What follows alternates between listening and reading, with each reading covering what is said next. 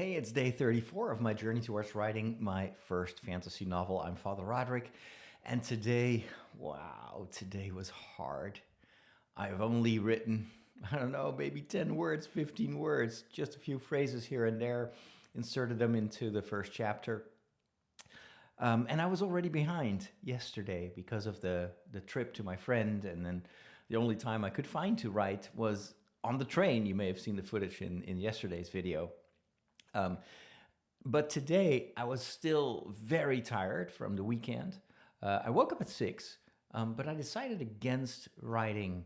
Uh, um, Normally that's what I do, but I woke up kind of feeling nervous and tense because this evening I had planned to give a course about Celtic saints based on my trip to Ireland. And 2 months ago, when I had just returned from Ireland, I proposed that to the parish. I was like, well, hey, I think it would be really interesting stuff to talk about. And a lot of people love Ireland, love the Celtic culture, but they don't know much about church history, and especially not that this monastic tradition that has uh, had such a decisive impact on Christianity in Ireland, and not just Ireland, but thanks to the Irish, also Scotland was evangelized, and then later on they crossed the sea and made such an impact on large parts of Europe. Anyway, the thing was, because the weekend was so busy, I didn't really have time to prepare that talk, and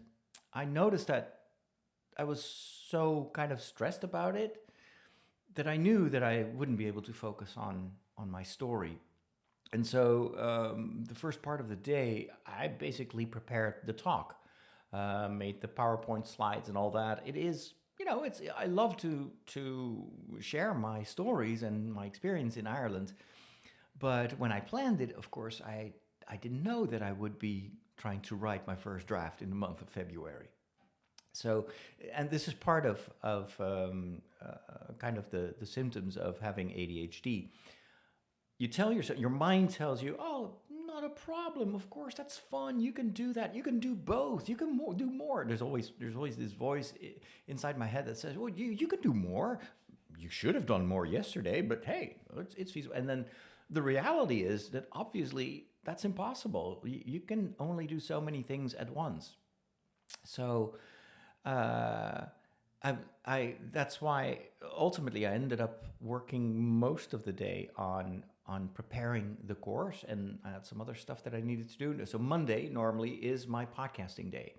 And one of the ways in which I try to free up my schedule so I can do more writing is by compressing all the podcast recording into just a few hours. So I usually go outside for a walk, and then I record 5 episodes of my daily podcast, Story Secrets.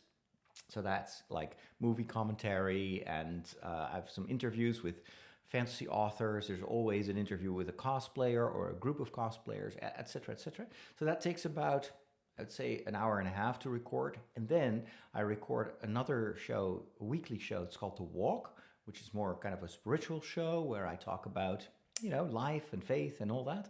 And then I record a weekly podcast for my sponsors, for my supporters. So people that are supporting me are part of my online community over at fatherroderick.com.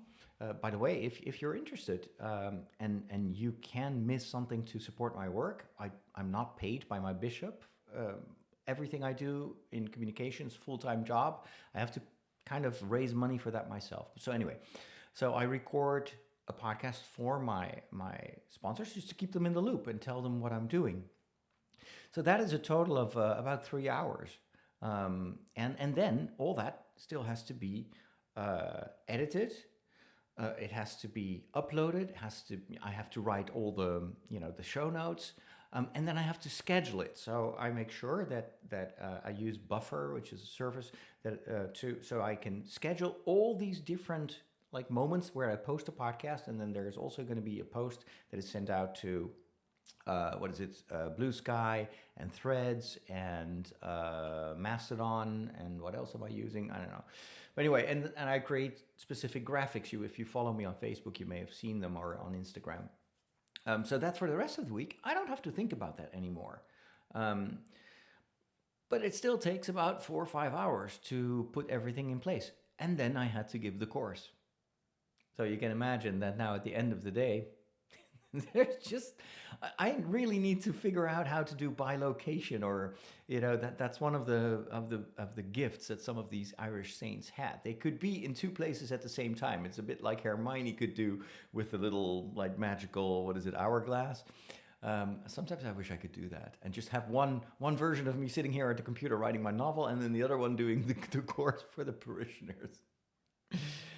But it's just one thing that I've learned when it comes to kind of like working with ADHD is just accept the things as they are, and not beat myself up for it, which I used to do for most of my life. But you just say, well, hey, it's I was over ambitious, but it's not a problem.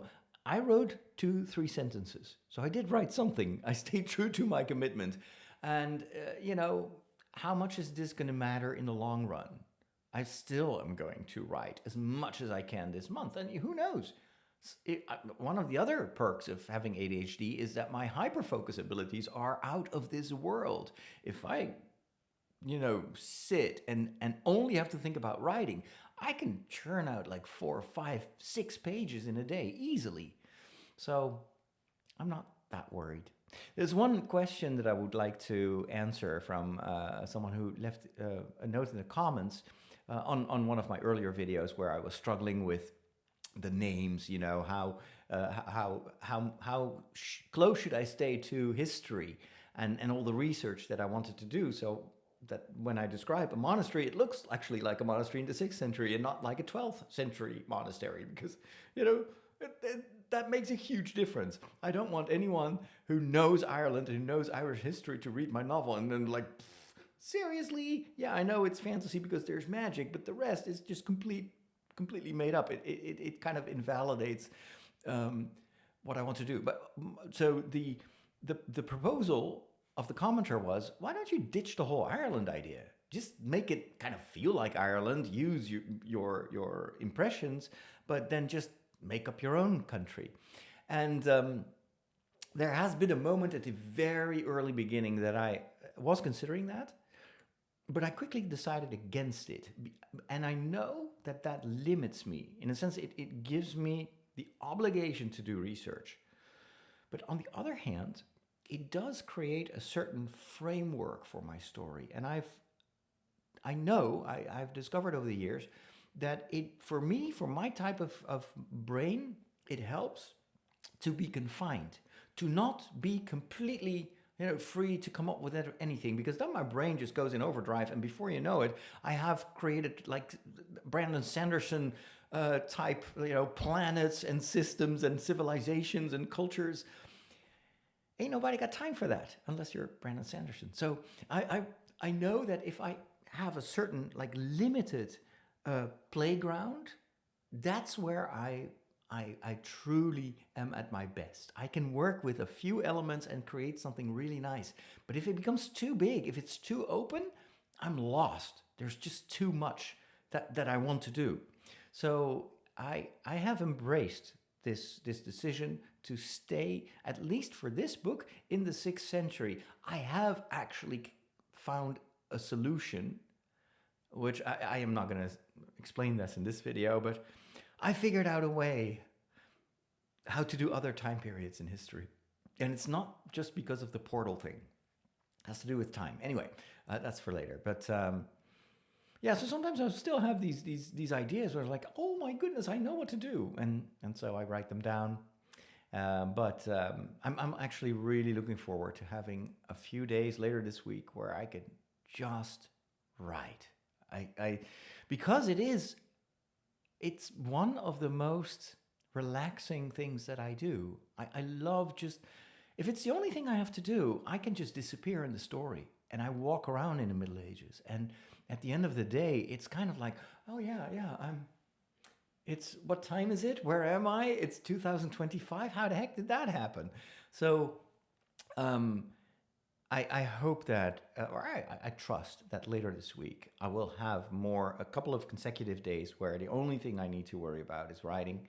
and maybe I'll make up for the time lost today and yesterday. If not, well, I'll still keep writing. So that's my update today. Let me know your thoughts in the comments, and I'll talk to you tomorrow.